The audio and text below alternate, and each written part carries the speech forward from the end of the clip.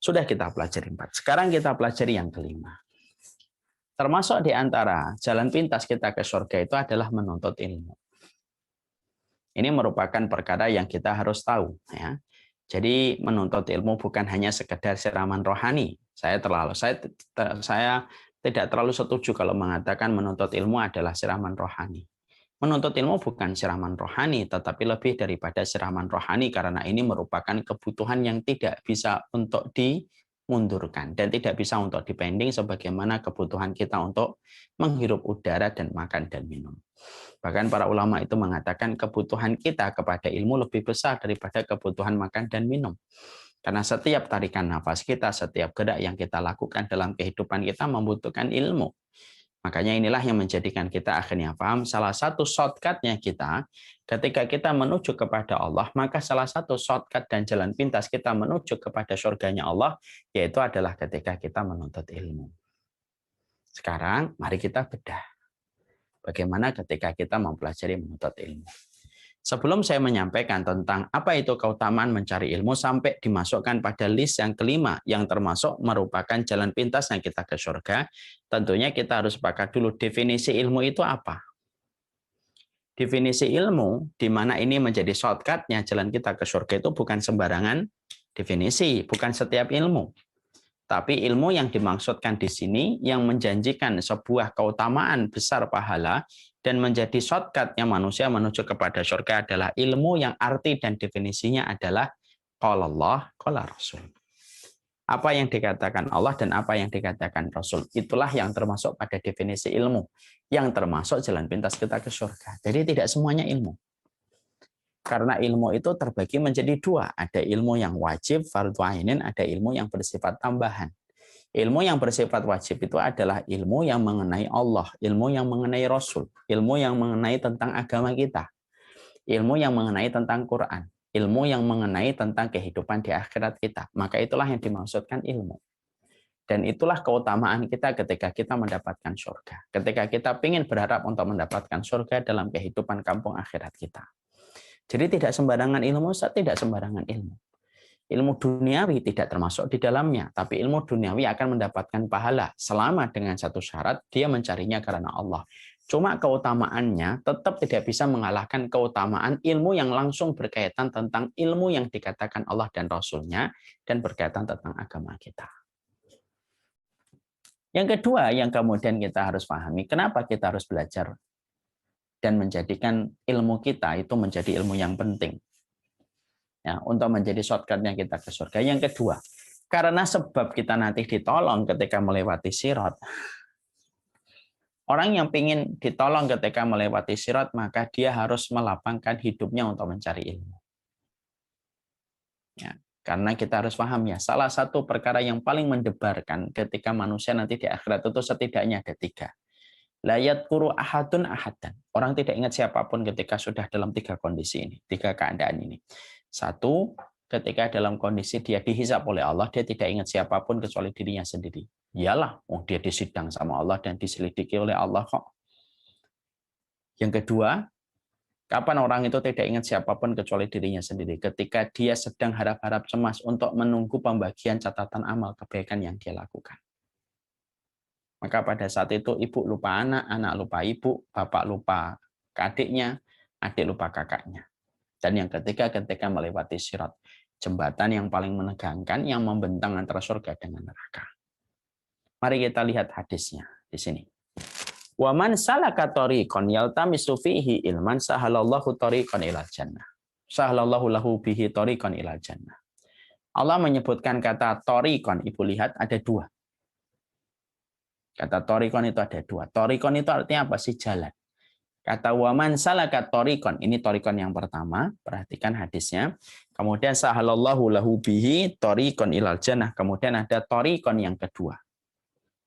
Tariqan yang pertama itu apa? Tariqan yang pertama itu adalah konteks kehidupan di dunia.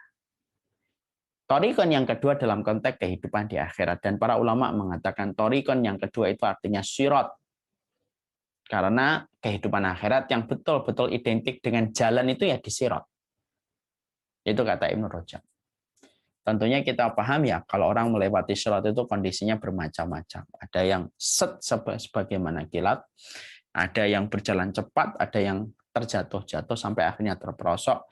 Berbeda-beda sesuai dengan tingkat amal dan perbuatan yang dia kerjakan.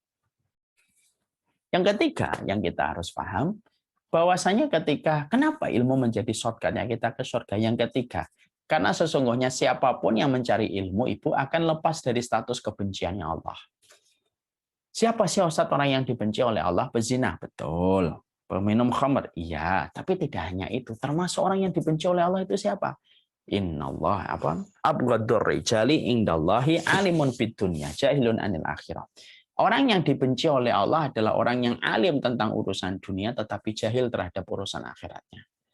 Urusan dunia paham tapi urusan akhirat tidak paham. Ini termasuk orang yang sangat dibenci oleh Allah. Makanya kemudian ketika ada orang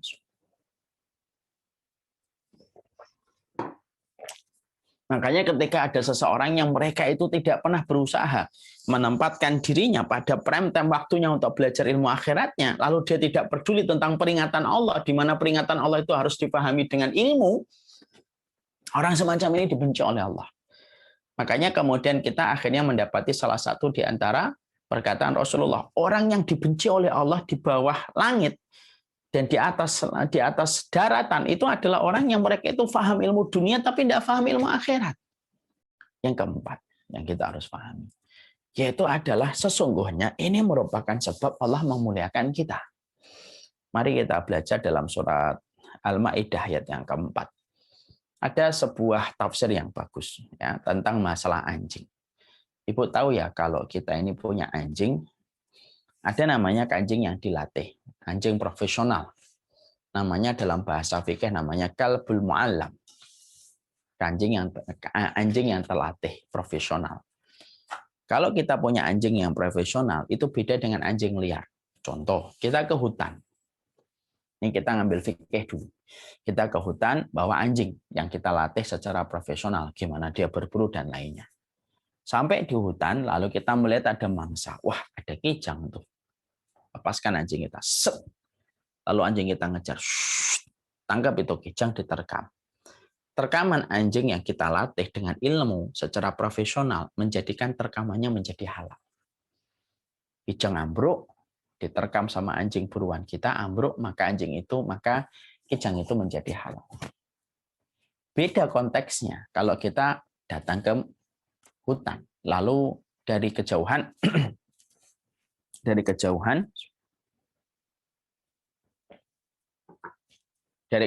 kita melihat ada anjing liar.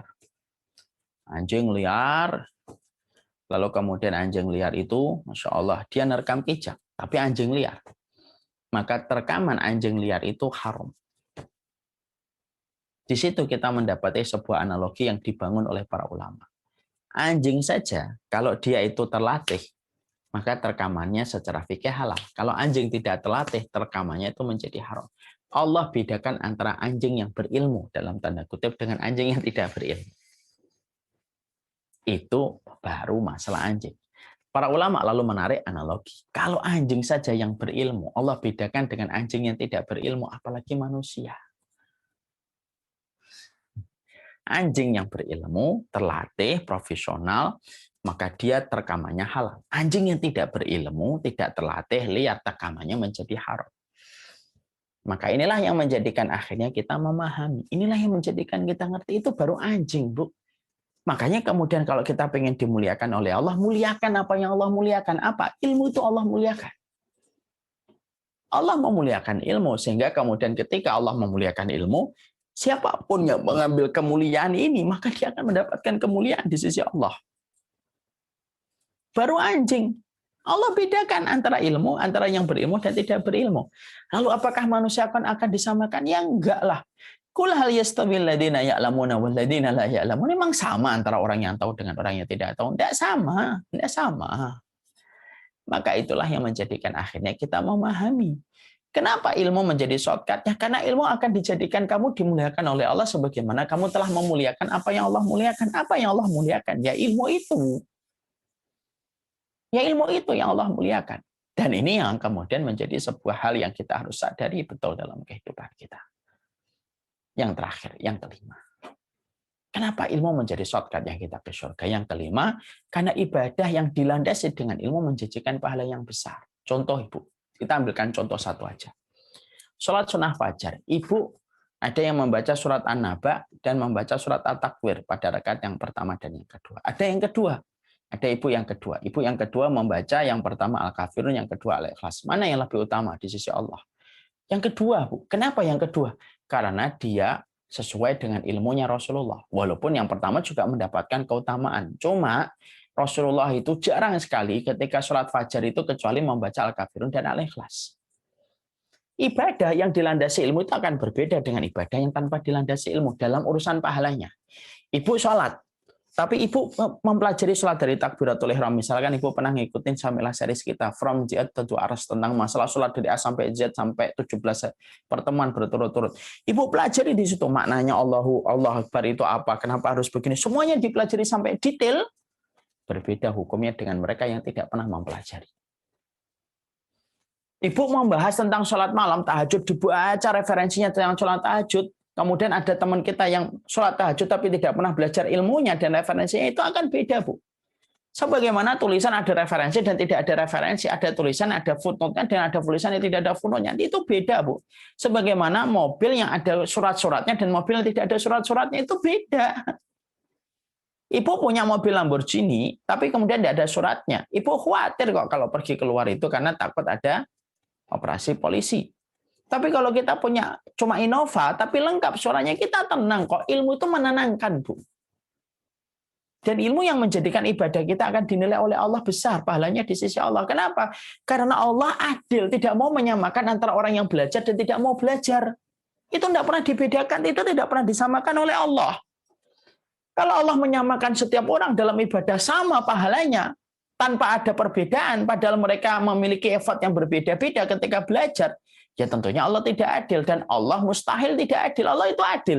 Makanya orang yang belajar kehidupan akhiratnya, belajar peringatan Allah, belajar tentang ibadahnya, belajar tentang persiapannya, semuanya dipelajari. Allah akan bedakan dengan orang yang tidak pernah mempelajari. Dari semua yang pernah diturunkan dan disampaikan oleh Allah lewat lisan Rasulullah. Nah, inilah yang menjadikan kita akhirnya paham.